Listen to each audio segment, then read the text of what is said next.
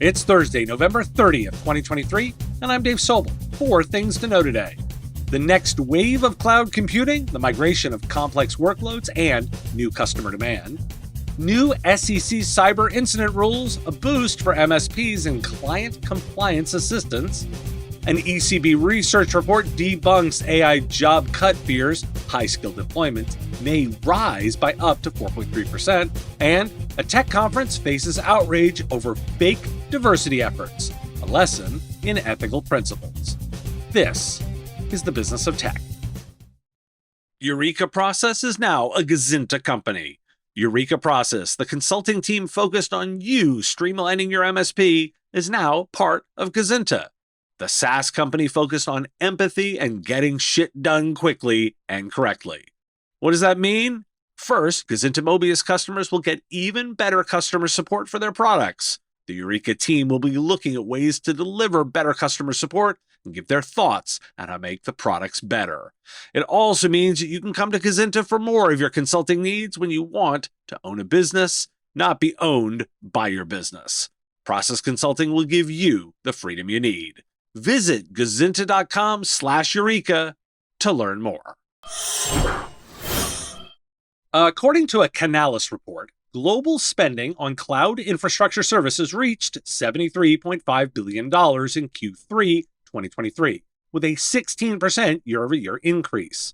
The top 3 cloud providers, AWS, Azure, and Google Cloud, jointly grew by 20% and accounted for 65% of total spending.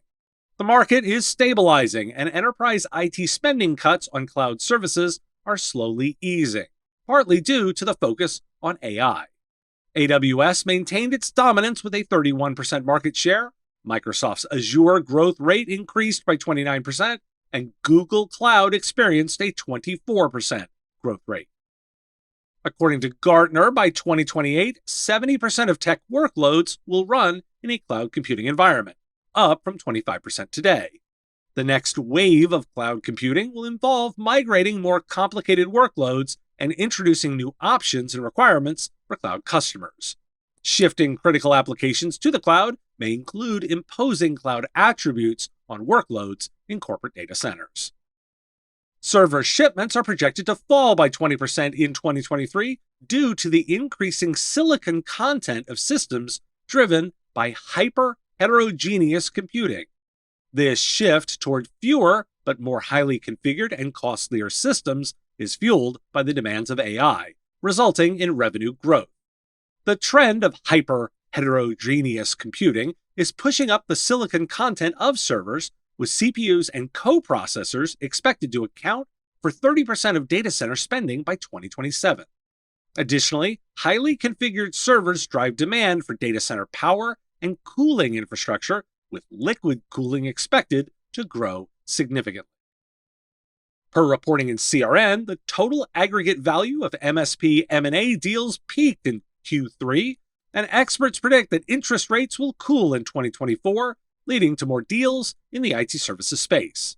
Despite high interest rates, the number of transactions and the value of deals have increased. MSPs are defying the impact of high interest rates, and recurring revenue is critical in the MSP M&A space. The consensus is that interest rates will start declining next year, which is expected to drive significant M&A activity in the IT services sector.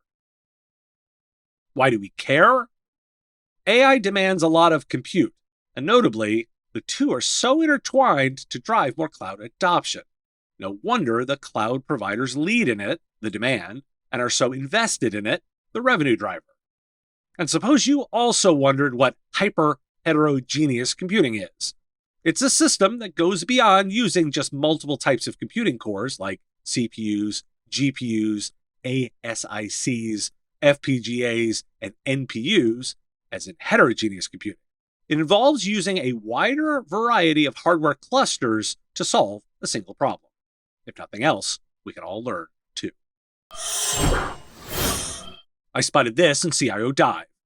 With the new cyber incident disclosure rules from the SEC, managed security service providers are expected to play a critical role in helping clients meet these requirements. The new rules require public companies to file an 8K form within 4 days after determining that a cyber incident will have a material impact on their business. MSPs and MSSPs can support these disclosure processes by providing information and data relevant to materiality determinations, breach reporting, and threat mitigation strategies. They can also offer consulting expertise in governance and policies related to incident materiality. The 10K reporting requirement associated with the SEC guidelines may significantly burden firms, and MSPs can assist in reporting on tight deadlines. Overall, the new SEC requirements present opportunities for MSPs to strengthen their cybersecurity approaches and offer additional analysis and oversight services to help clients adhere to the regulations. The United States, Britain, and other countries have signed an international agreement to prioritize the security of artificial intelligence systems. The agreement emphasizes the need for AI to be secure by design and includes recommendations such as monitoring for abuse, protecting data, and vetting software suppliers. While non-binding, the agreement signifies a global recognition of the importance of AI safety. The framework also addresses concerns about AI technology being hijacked by hackers. However, it does not cover issues related to the appropriate use of AI or data collection. Europe's IT sector is concerned that the EU's upcoming AI Act lacks tech neutrality and risk-based control. The strict approach toward general-purpose AI and the foundation models is not aligned with the complexity of the AI value chain and is inconsistent with the intended risk-based regulation. The potential classification of these technologies as highly capable or having high impact is also questioned.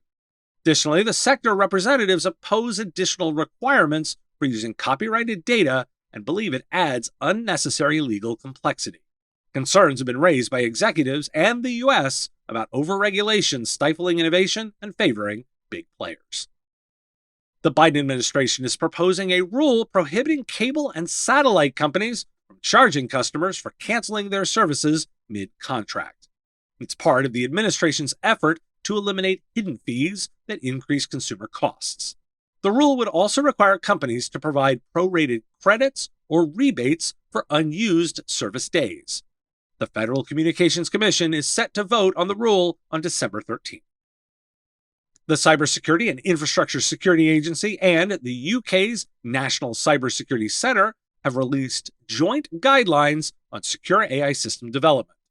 The guidelines emphasize secure by design practices and the importance of security in operational practices and maintenance, and were developed in collaboration with other ministries and cybersecurity agencies worldwide.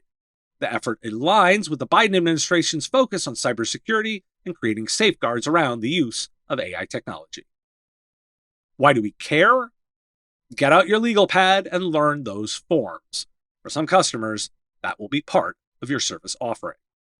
These are more frameworks for you to leverage for potential AI security and compliance offerings, and for my European listeners, start preparing them for the upcoming regulation. CISA and NSCS have given you more tools to do so. And according to a European Central Bank research report, concerns about AI leading to job cuts may be unfounded. The report suggests that high-skilled jobs in field impacted by AI could grow by 2.6 to 4.3%, while low-skilled jobs in Europe may not be significantly affected. However, the impact on AI on wages remains unclear. The report also notes that skilled workers and younger professionals benefit the most from AI in the workplace. The researchers caution that these findings do not guarantee the future impact of AI on employment and wages. According to Pearson's Skills Outlook report, generative AI will likely impact white-collar jobs more than blue-collar ones. The report states that generative AI can easily replicate many administrative tasks while only performing less than 1% of a blue-collar worker's job in a week. The report suggests that workers and employers should prepare for the future by understanding which jobs are at risk from AI and considering where generative AI might create new rules. Generative AI is already used in software development productivity, with nearly half of technology professionals using it. Data analysis is also another major use case. However, other business use cases are still in progress. The report, released by O'Reilly, also highlights the rising demand for professionals with AI experience. While customer-facing interactions are an everyday use case, they do carry risks.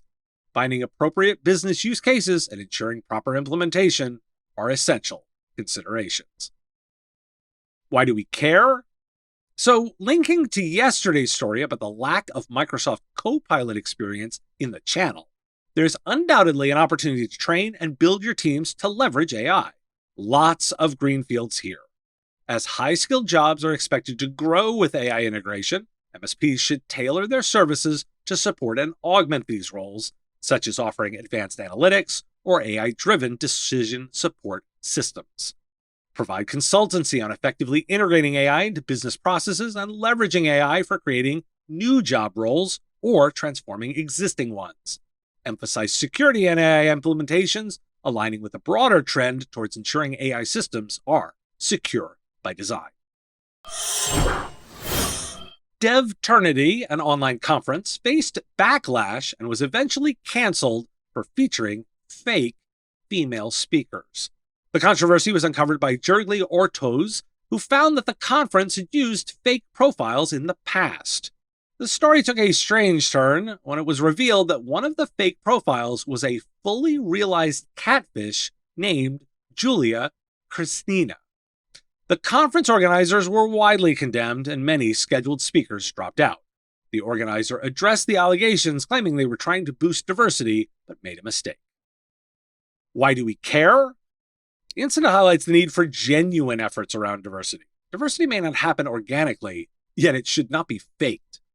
Use these kinds of incidents as case studies for internal training to reinforce ethical practices and the importance of diversity. Sometimes, don't be like that is the crucial lesson.